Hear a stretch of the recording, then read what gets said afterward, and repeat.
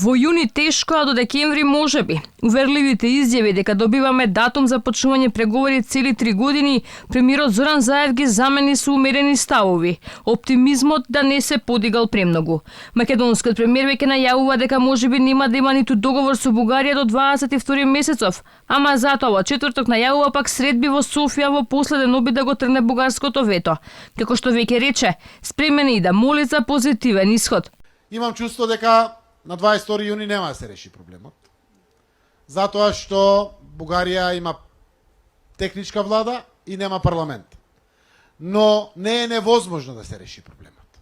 Зошто го кажувам ова? За да не ги дигнам очекувањата на сите, заради тоа што реалност е во Бугарија дека на 11 јули имат избори. Но истовремено имам чувство на одговорност пред нашиот народ да кажем дека наша должност е да направиме се.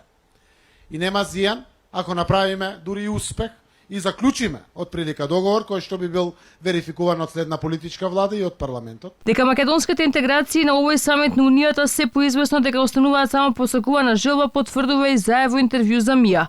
Вели дека ќе ја чекал новата политичка влада, ако не успее да ја убеди техничката, за Бугарија да се откаже од своите црвени линии и да го тргне ветото за Македонија.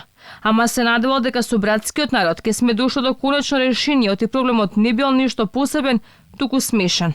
Ако не успееме да го постигнеме тоа на 22 јуни, барам да ги заокружиме овие дискусии и да чекаме политичка влада во Бугарија. На 11 јули имаат избори, после тоа се формира влада. Политичка влада која што навистина ќе ги продолжи и најде решенијата конечно. Тоа можеме да го направиме и во септември, октомври, декември оваа година. Важно е граѓаните да ја знаат реалноста, затоа што навистина не сме далеку. Ниту проблемот е нешто појасен, јас често кажувам дека е смешен, но проблем е што нема парламент и нема политичка влада и е проблем за носење одлуки.